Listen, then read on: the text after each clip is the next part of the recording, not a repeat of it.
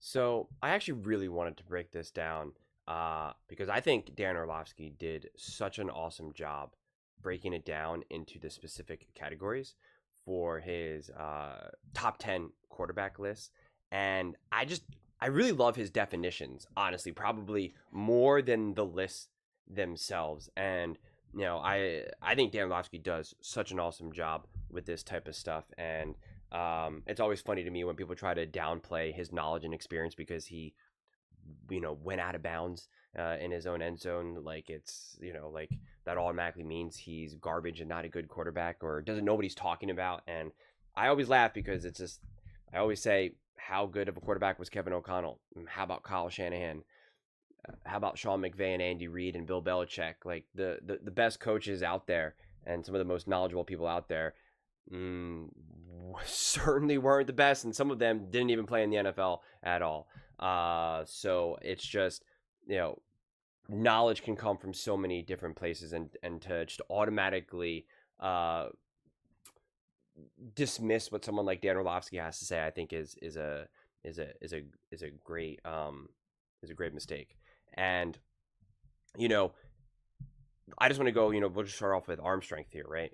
For me, arm strength, this is him, him writing this. For me, arm strength is less about airing out the 60 yards, though, of course, that's part of the equation.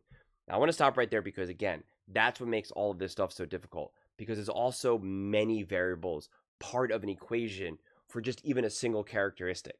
Like I just made a video, and this is why I was so happy to read this because I was talking about JJ McCarthy. And all I did was say was like, he doesn't have the arm where he's just going to be able to have a cannon and just throw it all over the place, and he's not hypermobile in a way where he's just going to be able to really have that kind of carry his game. People are like, what are you talking about? He runs whatever, he's one of the fastest people. Does this? His arm, he throws the hardest ball in the combine, and it's just like, first off, I never said that he has a bad arm. I'm a big JJ McCarthy fan. Second, being able to run really fast in a straight line is not the same thing as mobility and athleticism and even speed in that regard. And being able to throw the ball really far and airing out a 6-yard pass is not the same thing as arm strength. Like it's just that's why sometimes people get tripped up in some of these words. And so here I think I really love this definition. For me, arm strength is less about airing out a 60-yard pass. So of course that's part of the equation. Not to mention, it also has to be accurate and more about driving the football on a rope when it's necessary. I'm talking about tight windows, 15 to 20 yards downfield. You need a strong arm to get the ball there on time with these passes. Floating one isn't an option. Think 3rd and 12 dropbacks with defenders blanketing the receiver and the coverage starting to close in. Not every quarterback has the zip in his arm to pace the ball where it needs to be in a hurry. The best in the game at this is Josh Allen. Of course he is. But the top 4 on my list, including Mahomes, Herbert, and Jackson, are collectively in a league of their own. Allen connected on 15 tight window throws, 10 or more yards downfield last season, tied for the 3rd most of the NFL. If someone knows, please let me know if anyone has access or knows where specific stats like that are. 15 tight window throws, 10 or more yards downfield last season. I would love to know. 3rd most in the NFL. Sometimes they say stats that really they only have to them, and other stats are easily accessible, but because they're even throughout this article, sometimes we'll say, oh, through next gen stats, and then like that's obviously easy, but like even something like this, I'd be curious if you know where some of that is collected. Another component of being a fastball thrower is having the ability to rely solely on the arm. By that I mean throwing darts from what I call from funny body positions, off platform and contorted bases. These are all or nothing throws without the benefit of loading up. The top 4 on this list all do this effortlessly, but you'll see plays like that on film from Williams and Love too. So again, Burrow's arm talent might be overshadowed by his accuracy and pocket presence, and that's why then I want to jump to ball placement. Accuracy and ball placement aren't the same thing. And when I'm talking about the most important traits in a quarterback, ball location carries more weight. Can you precisely place the ball no matter the situation? Do you routinely get the completion even though you shouldn't? Does the ball go to a spot that allows for extra yardage after the catch? Accurate QBs put the football where the receiver can make a play, but those with high-end ball placement make sure the receiver is the only one who can make a play.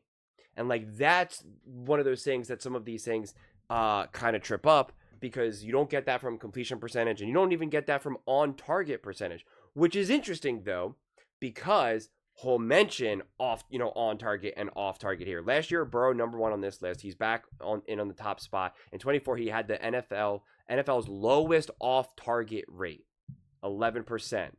So like that doesn't necessarily show you ball placement necessarily. That's definitely accuracy. So like that's where these things always kind of can get muddled a little bit. And in terms of ball placement, in terms of that's the only place where the ball can go, or where the receiver can make a catch, or increase yak and whatnot. Like, you have to watch very closely, and you're gonna have different opinions. You're gonna, two people can watch the same play. Two people who know football deeply can have a slightly different opinion and be like, I don't think that ball was placed as well as it should be. It was accurate, but, and so like that's, it's why we can debate this stuff forever. Literally forever. But I do appreciate it. But let me see. Because even if you just kind of see what he continues, he's now just using completion percentage. And again, he's obviously using more than that, but he's just writing down 21 quarterbacks completed at least 65% of their passes last season, which is High. Tua Tagovailoa nailed down a spot in the top 10 after leading the league in that area, 72.9%. Purdy's completion rate dipped from 68.7 to 65.9, but he had to be here because of his ability to lay the ball into the strike zone. Smith has made it because he has so many perfect throws on tape. He was second to Burrow in off-target rate. So it also depends on average depth of target, something that I talk about a lot. You're going to be able to deliver the ball a lot more accurately when you're being asked to only throw the ball 6 yards down the field opposed to 12 yards down the field. So, all of these other things. Mechanics, this is the one, I watched this. I watched the actual little segment, and it was him and Stephen A. Smith, and I think it was Molly or whatever. And I just turned it off, and I was going to make its own clip about that, actually. But I actually think it's incredibly dumb. Because Dan Orlovsky is clearly just trying to have a conversation now strictly about mechanics. Okay? And he's like, this is my top 10 list of mechanics. And Stephen A. is like, this is unbelievable that Patrick Mahomes isn't there. And Dan Orlovsky's like, well, this is a top 10 list for mechanics. And he's like, and because his mechanics, he's not top 10. And it's like, well, mechanically speaking, Dan Orlovsky does not see him as top 10. But then he goes on and says that because that he's not mechanically, he thinks that actually it's what makes him so great is that he's not mechanically sound. That actually his parents did himself a service by not getting him like a private coach and whatnot. That it actually is what made him greater. And then Stephen A. is like, well, and that just shows you that your list is nonsense. And it's like how are you failing to understand the conversation that's being had? We're just having a conversation now strictly about mechanics. We're not having a conversation about how much do mechanics matter. If you want to argue that mechanics don't matter, okay, that's on you. But like in terms of who does he think are most mechanically sound? And again, mechanics, it's like you're supposed to throw, and this is made up. Your arm's here, mechanically sound. Your arm should be here. You're when you're releasing the ball and your back foot's like this and your front foot's like this. It's like, are you more mechanically sound? Are you textbook, right? Like that is kind of through the lines that Dan Orlovsky is looking through. And as he explains, when it comes to mechanics, I'm looking for a smooth and repeatable throwing motion that doesn't change even under pressure. Technically sound quarterbacks always operate from a strong base that allows them to stay in rhythm and deliver the ball through the same process start to finish, even when the pocket isn't clean.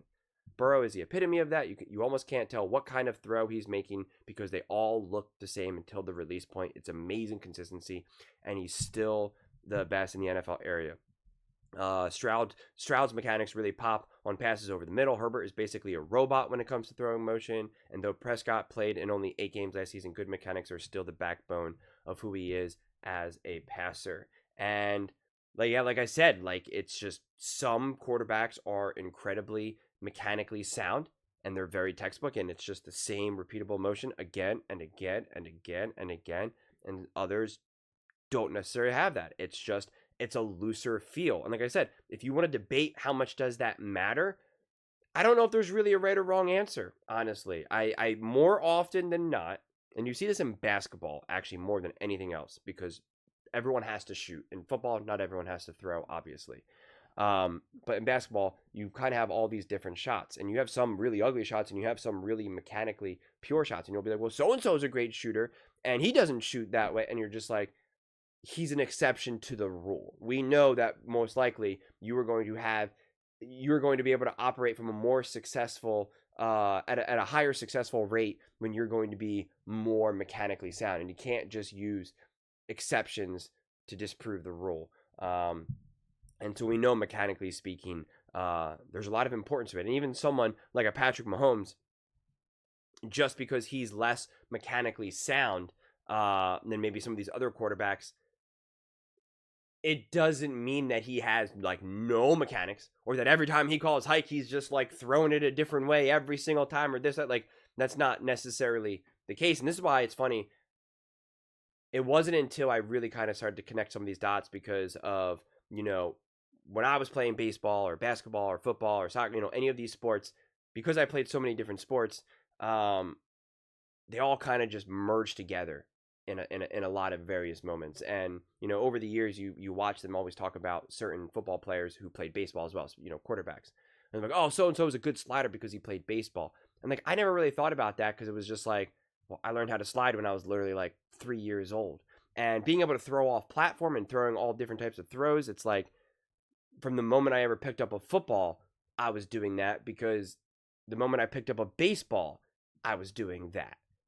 And so it's like, they always will talk about like, oh, some of these quarterbacks, the way they make some of the throws, you could see their baseball background come into light. And it just like, it would never really resonate with me, because I'm just like, it's just sports. Like, what is it? And then it's not until I realize that many athletes don't. When I see Joe Burrow throwing a baseball and the ball just keeps going like this, I mean, like, I'm like, I throw a baseball better than Joe Burrow. I mean, it's kind of wild. I hit a baseball better than Jamar Chase. I swing a golf club better than LeBron James. You ever go watch LeBron James swing a golf club? I swing a better golf club than LeBron James. They're obviously way better than me at their respected sports, but it is fascinating. So mechanics, there's a time and a place.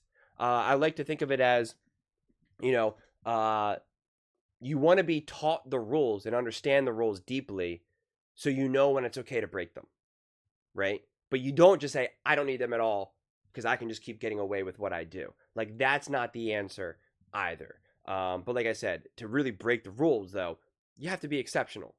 Like, you see that in comedy and in movies and TV shows, and we know what scares people, what makes people laugh, what makes people cry. Like, we know different ways to blend music and colors and directions and editing. And there's all these set rules. It's theory. You have music theory. Like, it's all set. It ends up being a science. But then there's the art. So we always talk about there's an art and a science. And once you master the foundations, then you know when to break them, when there's a time and place to break them. And that is someone like a Mahomes does, obviously, very well. But then you got decision making with the football. There are two levels of sound decision making. First, does the quarterback make the right choice at the right time when everything is going to plan? Clean pocket, open receiver, hit him for a completion rather than force a dangerous play. Simple enough, right? Things get more interesting for the other scenario, though. Does the quarterback make the only choice at the right time when everything is breaking down? There isn't much room for mistakes when the passers are forced to decide faster than they want. Can he read out the defense, figure out what the opponent is trying to bait him into doing, and make the correct call? It's a third straight list where I have Burrow, number 1, Allen and Jackson are on his tail. Allen's decision-making improved last season more than any other NFL quarterback improved in any trait, and Jackson led the league in wide-open target percentage, with 34.4% of his throws targeting receivers with 5 or more yards of separation per NFL next-gen stats. Right? And that's why I really like where it's just see the open man, throw to the open man. Pretty clear cut. But it is interesting. Jackson led the league in wide open target percentage with 34.4% of his throws targeting receivers with 5 or more yards of separation. It's pretty high. A third of his throws were thrown to receivers who were wide open. But he made the right decision. And so that's where then, Orlovsky is really kind of obviously highlighting that, which I do find interesting. You definitely will have players and quarterbacks miss wide open men, but it's not normal. I mean, it's not.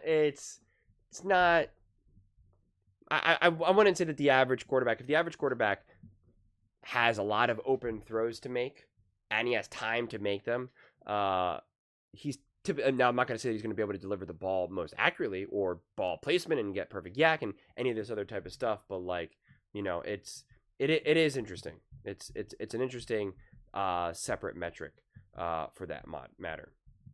And then you have pocket presence, a fourth straight list led by Burrow, who is going to argue with me. Burrow is dominant, creating operational space even when it's a muddy pocket. The top quarterbacks in pocket presence can consistently and calmly slide or climb to avoid pressure. They can use a 6-inch shuffle here and a 6-inch step there to buy extra time and get off a clean throw. No panic, no desperation. Burrow had the league's fourth best QBR from inside the pocket, throwing 35 touchdown passes. Last year I wrote, I don't know that anyone is better than him in the league at working in a phone booth. I still don't. Jackson is second, and he operates in the pocket in a very different and equally effective way. Burrow uses subtle movements, but Jackson is more chaotic, moving all over the place to find space. He does. It is funny when you kind of read it like that because, right, there's such a smoothness and a fluidity with Joe Burrow in the pocket, and Lamar Jackson, like everything he does is like so quick, and it's like reminiscent of like a cartoon getting like a superpower, and they're just like lightning, and they're just go boom boom boom boom boom, and it is interesting, and it's like you have to kind of be comfortable looking at things on a spectrum, but they could still both be high, but just being expressed very differently.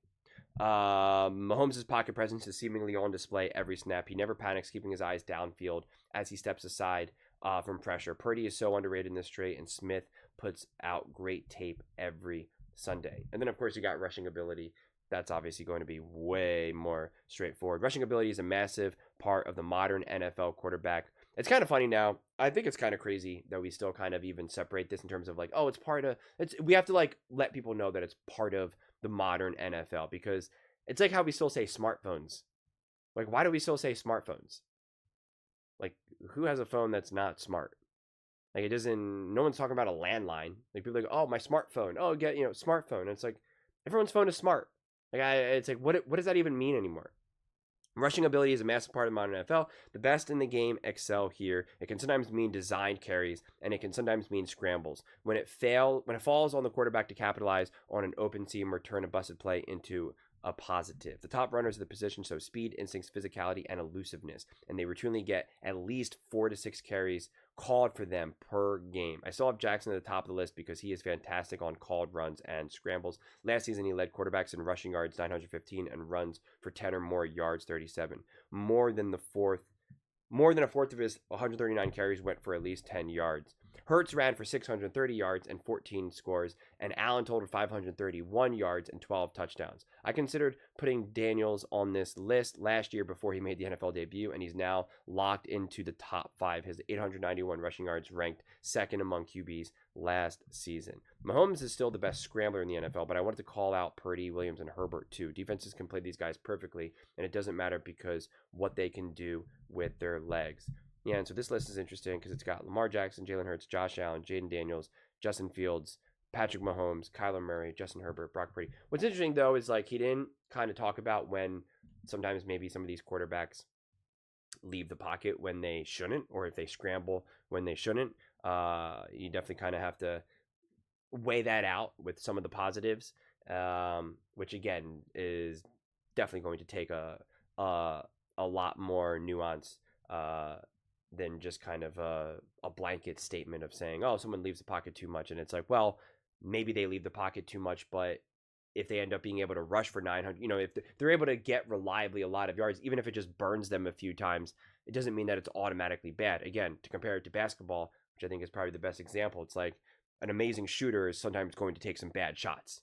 And it's just part of it. Steph Curry takes bad shots sometimes, and he'll take more bad shots than a player who is clearly nowhere near as good of a shooter as him. And the intention isn't to necessarily tell him to take less bad shots, right? Sometimes that's the move. Sometimes it's not at all. Sometimes it's like, no, this is just what he has to do. It's just part of the game, right? People who have high amount of assists have a high amount of turnovers. You're going to make bad passes. You're going to turn the ball over. So rushing ability, I think, still continues to evolve in terms of figuring out what is the balance. When is something a net positive more regularly than not? I wouldn't be surprised one day if we really kind of start to have some quarterbacks who we really see with so much more regularity, especially when I think coaching catches up truly. The new wave of coaches and the new wave of quarterbacks who grew up being very mobile, playing, dual threat, which again, I just think those words will be obsolete eventually.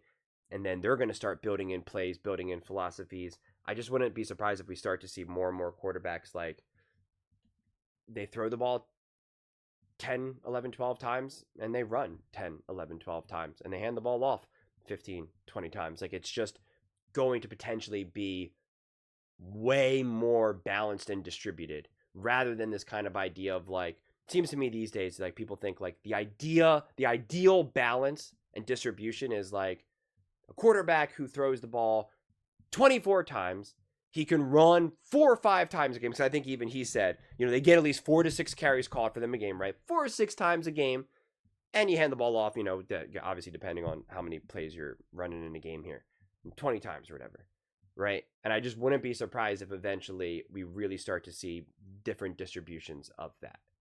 And I think once upon a time when we had some quarterbacks that would run a ton, they also lacked their mastery over passing. It's not that they couldn't pass, but it's just not at the levels that we're seeing now. And I think when those skill sets catch up, especially when we probably see the next evolution of a Lamar Jackson, because like there's going to be someone who's better than Josh Allen, there's going to be someone better than Jalen Hurts, Lamar Jackson, Patrick Mahomes, Tom Brady. I'm always a firm believer in that. When people always say we'll never see someone as great as this ever again, I'm always like, what are you talking about? Like it's guaranteed. I don't know when it's going to happen, but it's guaranteed to happen, man. It's guaranteed to happen. And what that next evolution is, I don't know. I'm convinced one day we're going to have a quarterback who is built like a LeBron James practically. He's just going to be a monster. He's going to be fast. He's going to be huge. And it's just going to be like, all right, let's take a look and see what that looks like. And I think we will. I'm fascinated to see what type of quarterback and what it actually looks like at the highest level if we have a quarterback who's throwing the ball 12 times, running the ball 12 times consistently, and getting big yards like 80 yards a game and 200 passing yards a game. Like I'm telling you, it's going to happen. We see moments of it with like the Lamar Jacksons and the Jalen Hurts and the Josh Allens and the Mahomeses, but like not in the way that I'm trying to paint. So that'll be the next evolution of the modern NFL, but we'll see. Second reaction ability. This is a good one too. The ball is snapped, everything breaks down, and the defense wins the play. What happens next? Can the QB still make something happen, even with the called play dead in the water? Even with the called play dead in the water, these are the best of the best in off-schedule and off-platform throws, which often demand non-standard arm angles on the move. It's where a quarterback's creativity can really shine, and in a lot of ways, it's when you're at the peak of reliance of all the other categories, right? Ball placement, arm strength, accuracy, moving in and out of the pocket, scrambling, rushing. I mean, like it's just essentially it's everything's going crazy. What you got? Jackson and Mahomes are elite on second reaction plays. They remain passers first when it breaks down, dancing for space in the backfield, looking for open targets, but they can also run to threaten the defense at any moment. Jackson's QBR outside the pocket was a league best 92.7 last season, while Mahomes was sixth at 75.8. Jackson threw 11 touchdown passes with 0 interceptions when forced outside the pocket. Again, if anyone also knows where a stat like this is, I tried to find it. The QBR outside the pocket. I'm not 100% positive where I can find that easily, but I would appreciate that. And then for this one, you got Lamar Jackson, Patrick Mahomes, Josh Allen, Jaden Daniels, Jalen Hurts, Kyler Murray, Joe Burrow, Caleb Williams, Drake May, Bo Nix. It's interesting. It's definitely an interesting list. I think also with the second reaction ability, sometimes any of these you have a reliance on the players around you, of course, but I think it's like if you have really bad receivers your second reaction ability, what you're going to do if you want to be a passer first or this, that, like, if you don't have good receivers, if you don't have trust in them, you're probably going to try to use your legs more, right? You're probably more likely, especially on a second reaction, if it's 3rd and 7 and you just don't have the pieces around you, you might be more likely to try to just bully your way and force your way to try to get that first down. Whereas if you got like a Jamar Chase, you got an AJ, right? You just got some of these other players, a Travis Kelce, you're more likely to be like, ow, we can go for broke here, right? Like I trust that, like, in this kind of crazy moment, hey man, 50-50 ball, I'm taking it. I'm letting it rip. Like, let's go. So I think even just balancing that decision making is pretty important. I would love to also, I would have loved to seen another another category of specific decision making, in the sense of, because when he was talking about it, he was saying, is he making the right play at the right time, and all of that. I would like situational football, really understanding the flow of the game, and when you're making the right decision for the specific flow of the game, the specific time of the game, the score, the roster. Like, I would love to see that be unpacked more. But all in all, I really do appreciate this list. I appreciate breaking it down in all different metrics.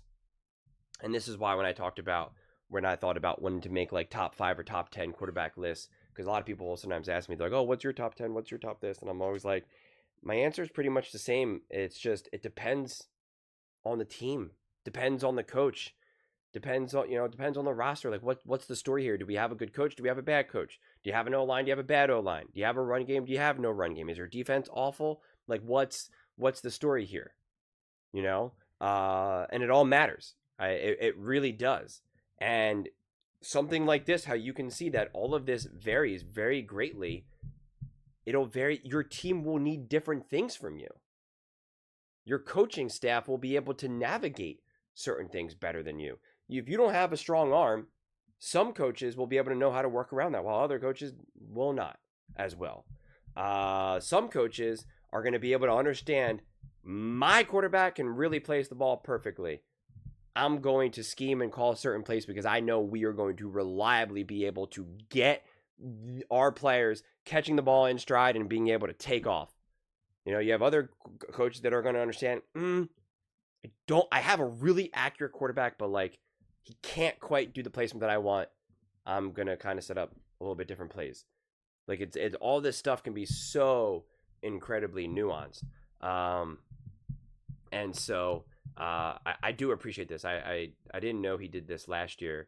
But this is actually, to me, this is a lot more thought-provoking and interesting than just the constant, oh, John Smith said so-and-so is tier 2, and did you see this list by the executives and the coaches, and what about this list, and what about that list, and what about this list? Like, that stuff's fun too, and I do enjoy it, but like, I feel like you start to really repeat yourself too many times, and it's like, how many times can you say the same thing?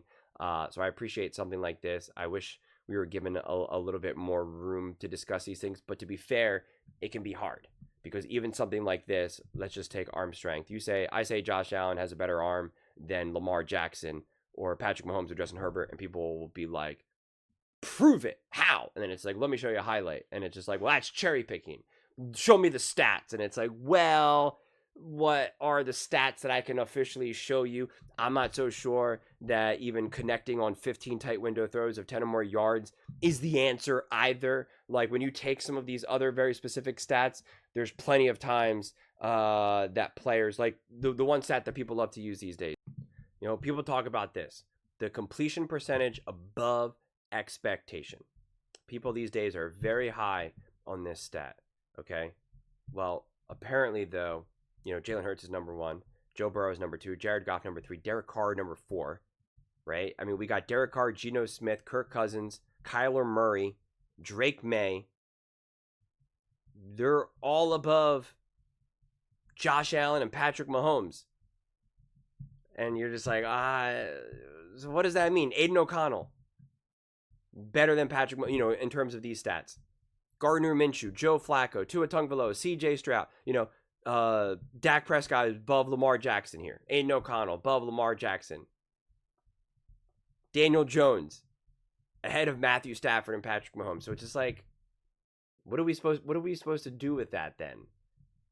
And I'm not going to go through this, but like that's why you then have to be like, okay, he's got you. It's where you got to kind of put the data together collectively. Like, okay, so that he's above this, but he has significantly less yards or significantly less touchdowns or significantly, it's like, and that's why I'm always a little hesitant of just like using some of these isolated stats as like, here you go. That kind of shows what I'm trying to argue here. And it's just, I don't know, it can be tough, but it's just part of it. Those are just my thoughts. I'd absolutely love to hear yours. What do you guys all think about Dan Orlovsky's rankings based off of 7 different skills: arm strength, ball placement, mechanics, decision making, pocket presence, rushing ability, and second reaction creativity. Let me know in the comments below. I read every single comment, so whether you agree with me or disagree with me, either way, let's get in some discussions, let's get in some fights, but ultimately, let's just have some fun. And please do consider subscribing. We are building an amazing community here, and I absolutely love to see you part of it. I want to build something that we all generally feel connected to, something that we're really excited to be part of. I think we're on our way to doing it. Please don't forget to give this video a thumbs up, as it really does help the visibility and the algorithm. Thank you so much. See you next time.